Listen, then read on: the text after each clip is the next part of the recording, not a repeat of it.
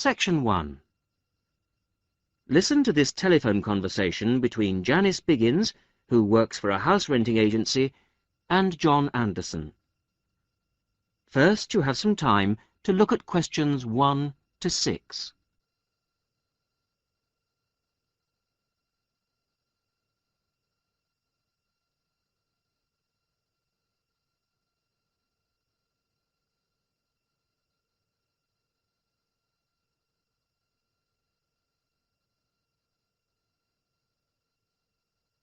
You will see that there is an example which has been done for you. On this occasion only, the conversation relating to this will be played first. Hello, Flagstone. Oh, hello. Is that Flagstone Properties? Yes, that's right. Flagstone here. How can I help you? Hello. I'm ringing just to make inquiries about renting a house. The name of the agent is Flagstone, so Flagstone has been written in the notes. Now we shall begin. You should answer the questions as you listen, because you will not hear the recording a second time. Listen carefully to the first part of the conversation and answer questions 1 to 6. Hello, Flagstone. Oh, hello. Is that Flagstone Properties? Yes, that's right. Flagstone here. How can I help you? Hello.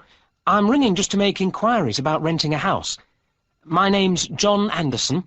Yes, Mr. Anderson. What sort of thing were you looking for? Two-bedroom house with garden. Well, yes, sir, that shouldn't be any problem. Just to let you know that our main areas, the main areas we deal with are the city centre itself. City centre, uh-huh. And the north suburbs. Oh, well, we were most interested in the northern areas, actually. Right, yes. What sort of price were you thinking of? Well, could you give me some idea? Certainly.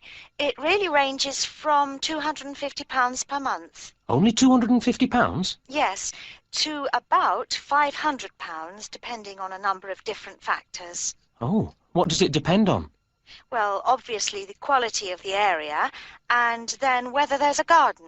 Oh, well, as I said, we'd want a garden. And a garage pushes up the price. Right. Well, we wouldn't necessarily need one. I think about £350 a month would be our limit. OK. Well, would you like to have a look at a couple of properties, sir? Yes, that'd be great. Looking at our files, I think we've got two which might suit you. Oh, hang on. I'll just get a pen. Right. OK, well, there's one on West Park Road, which is £325 a month. Uh-huh. Are the bills included? Well, that one just includes the water bill. OK, right. And the second house is in Tithe Road. I'll just spell that for you, OK? Yep. T-I-T-H-E Road. Yeah, got that. And how much is that one? That's £380. 380. Is that including water? No, I'm afraid not, but it does include the telephone rental. Oh, well, that's not too bad then. So... Before you hear the rest of the conversation, you have some time to look at questions 7 to 10.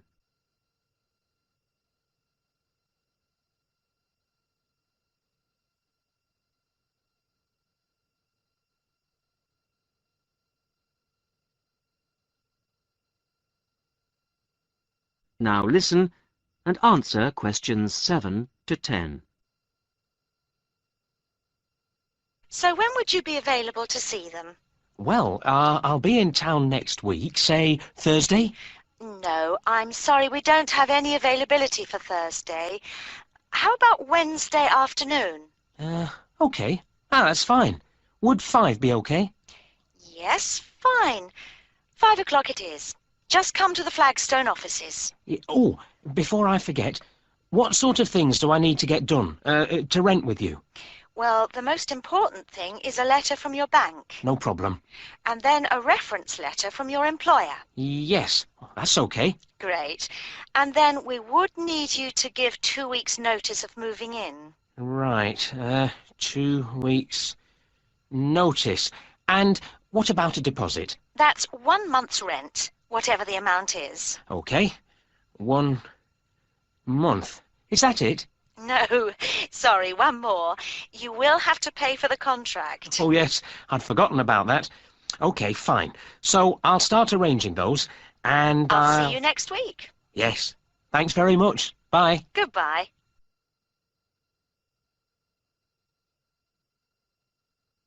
That is the end of section 1. You will now have half a minute to check your answers.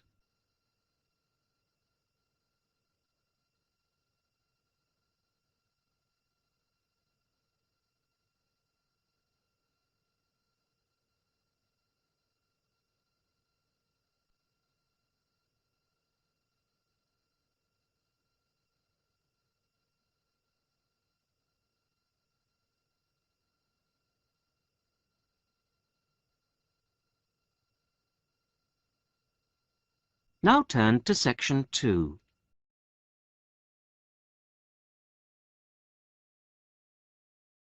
Section 2. You are going to hear a conversation between two women about the health system in England. First, you have some time to look at questions 11 to 17.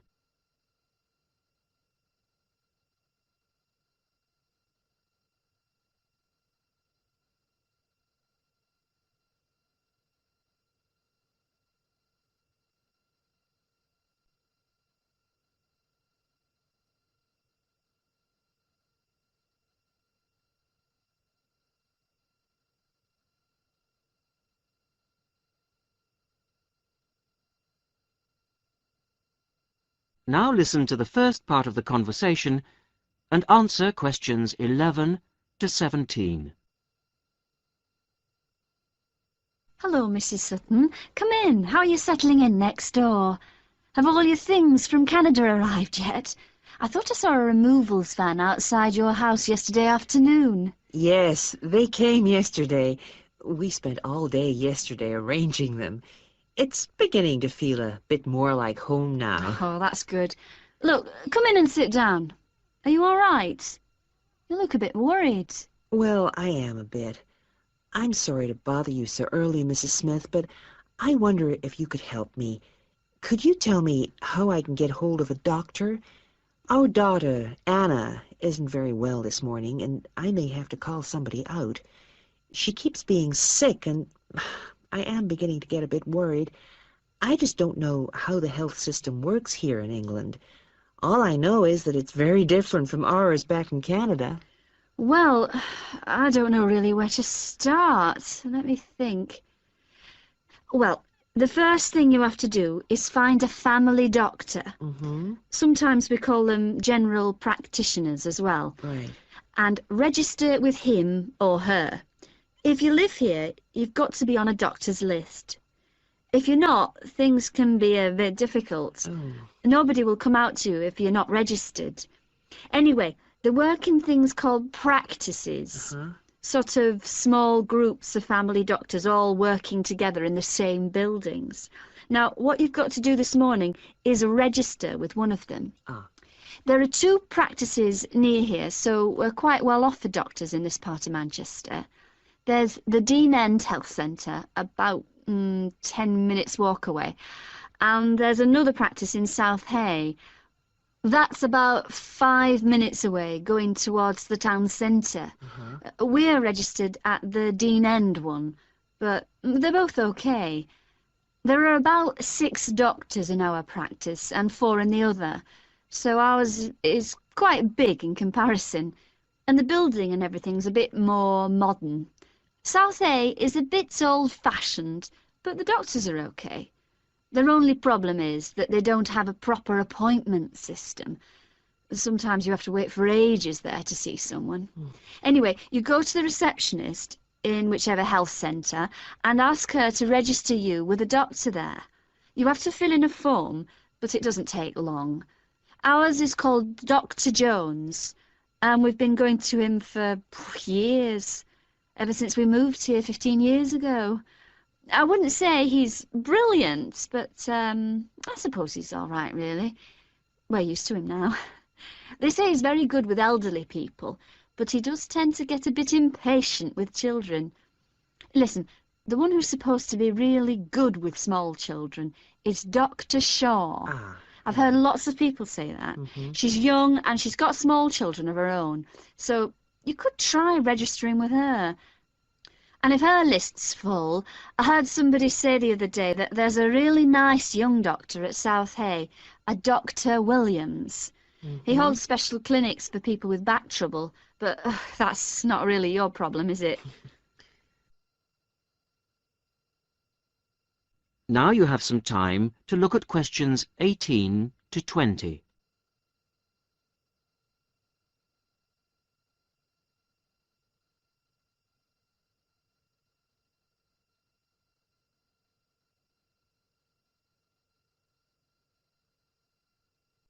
Now listen to the rest of the conversation and answer questions 18 to 20. If you want a doctor to visit you at home, you have to ask for a home visit. You're supposed to do that before 10:30 in the morning, but obviously if it's an emergency, you can phone at any time, night or day. It might not be your doctor that comes, though. It's quite often one of the other doctors in the practice. It doesn't really seem to make much difference. Right. Otherwise, you make an appointment to see your doctor at the health centre. You usually get seen the same day. Not always, of course, but usually, as I say. They hold surgeries between 9 and 11:30 every weekday, and from 4 to 6:30 Monday to Thursday. Saturdays are only for emergencies. See. When the doctor sees you, he gives you a prescription. He writes what medication you need on it, and you take it to a chemist's shop. There's one opposite the centre. If it's for a child under 16, you don't have to pay, so if it's for Anna, there's no problem.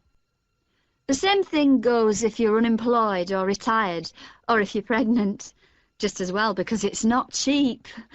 You pay the same price for each item the doctor has prescribed. At the moment, it's something like £5 per item. So you pay for the medication, but the consultation with the doctor doesn't cost you anything. It's completely free as long as you're a resident here. You're going to be here for 3 years, aren't you?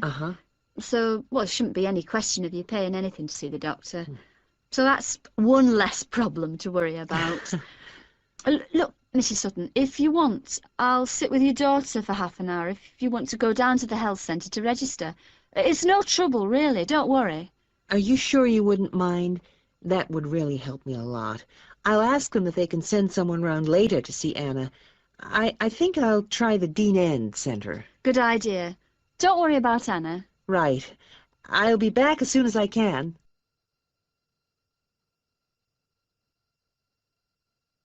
That is the end of section 2. You will now have half a minute to check your answers.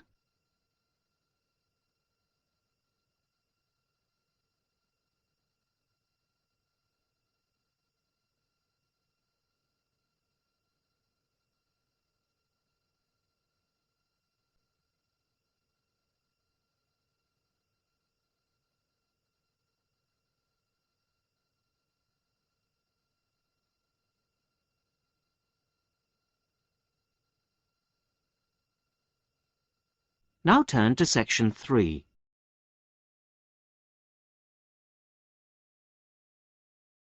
Section 3. You're going to hear a university tutor interviewing a candidate for a place on a postgraduate diploma course in teaching geography. First, you have some time to look at questions 21 to 27.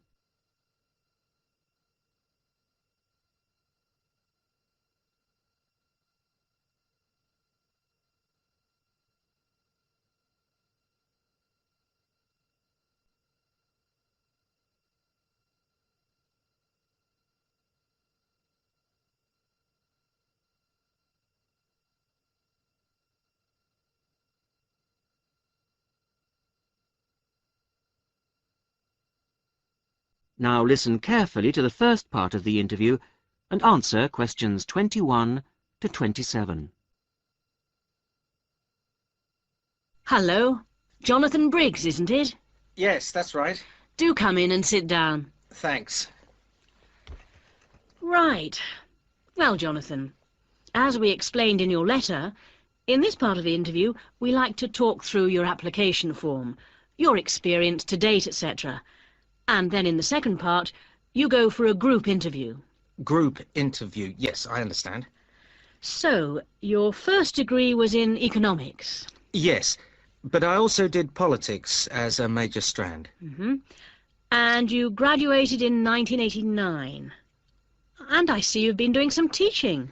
Yes, I worked as a volunteer teacher in West Africa. I was there for almost 3 years in total, from 1990 to 1992. How interesting. What organisation was that with? It's not one of the major ones. It's called Teach South. Oh, right. Yes, I have heard of it. It operates in several African countries, doesn't it? And what kind of school was it? A rural cooperative. Oh, a rural cooperative. How interesting. And what did you teach?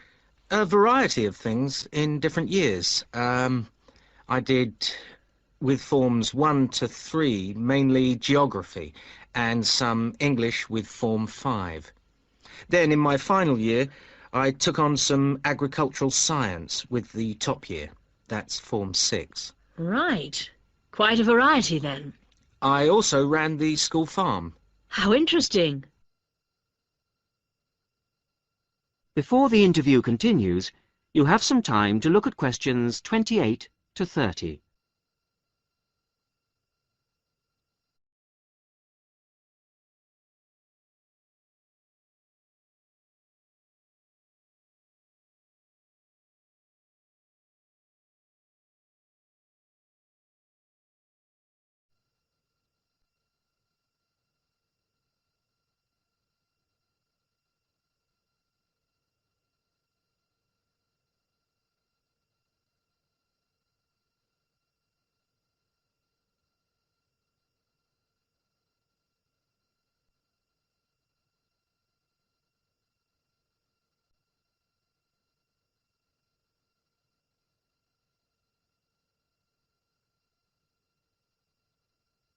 Now listen to the rest of the interview and answer questions 28 to 30.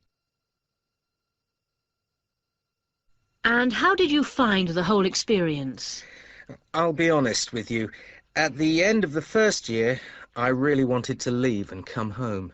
Oh, why was that? Well, I was very homesick at first and missed my family. Oh, yes, I can understand that. And I also found it frustrating to have so few teaching resources. But I did decide to stay, and in the end I extended my tour to a 3rd year. Right. Things must have looked up then. Yes, we set up a very successful project, breeding cattle to sell locally. Really?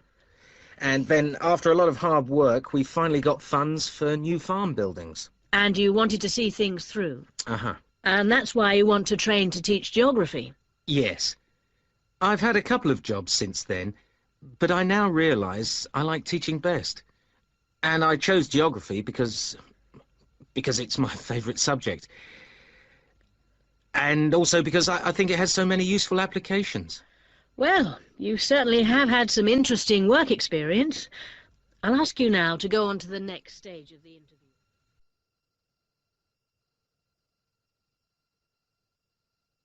That is the end of section 3. You will now have half a minute to check your answers.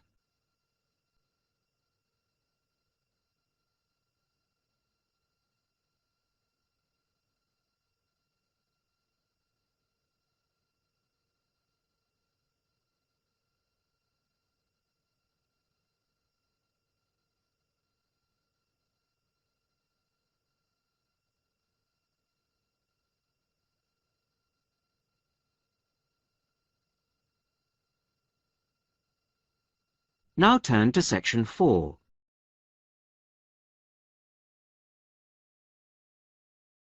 Section 4. You are going to hear a radio talk on back pain given by Dr. Paula Clayburgh of Liverpool's Wilton Clinic. First, you have some time to look at questions 31 to 40.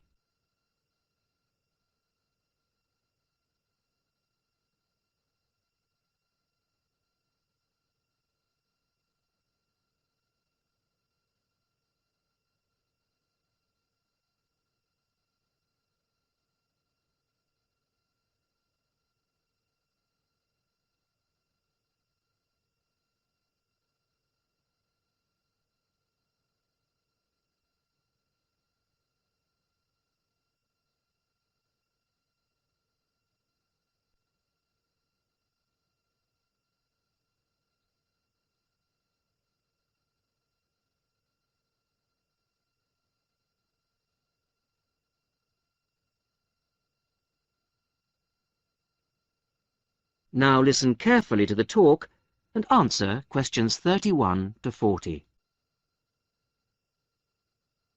Today's Health Council is presented by Paula Clayburgh, who is the Chief Counsellor at Liverpool's famous pain clinic, the Wilton Clinic. Paula. Do you know what Prince Charles, Sevi Ballesteros and Elizabeth Taylor have in common? They all suffer from chronic back pain. In fact, bad backs are one of the most common health problems today, affecting people in all walks of life. The most recent available figures show that about 250,000 people are incapacitated with back pain every day.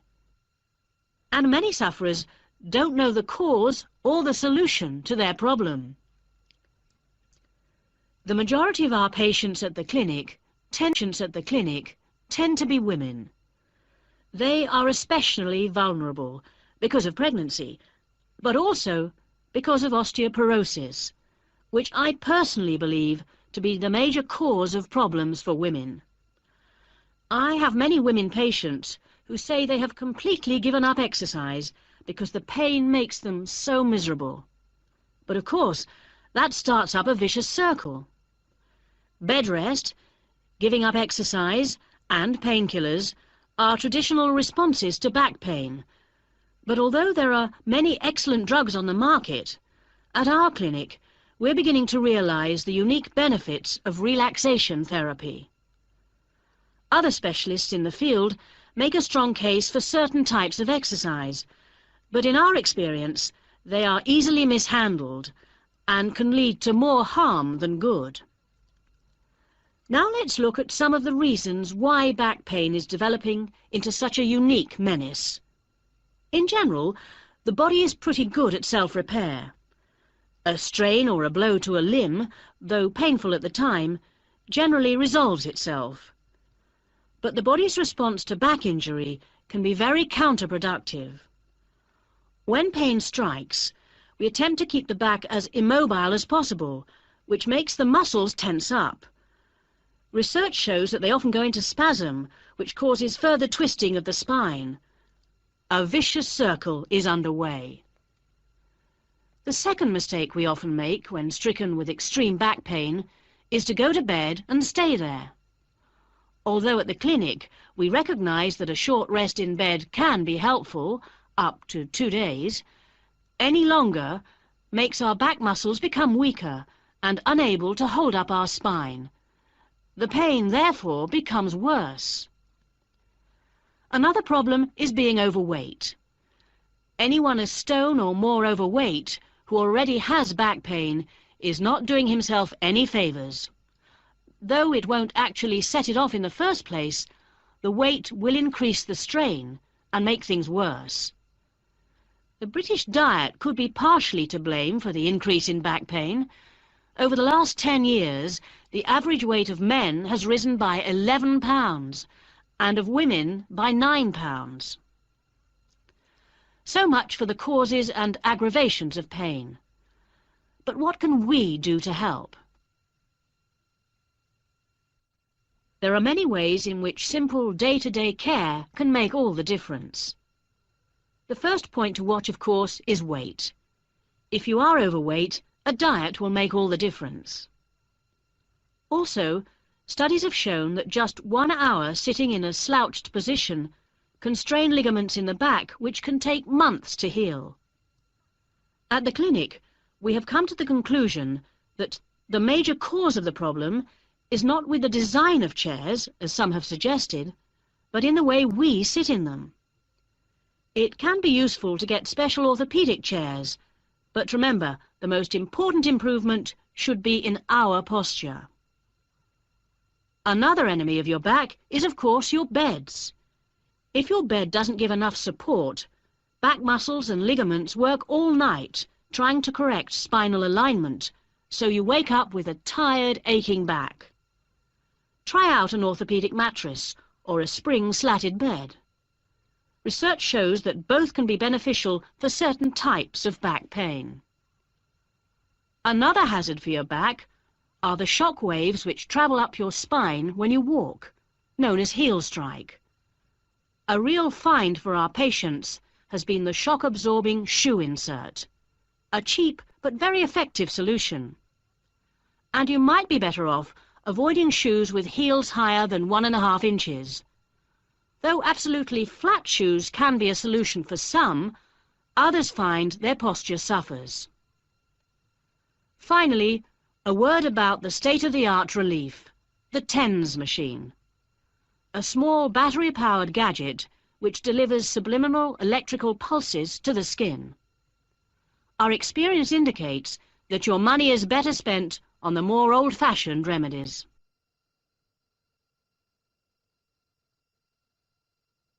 That is the end of section 4.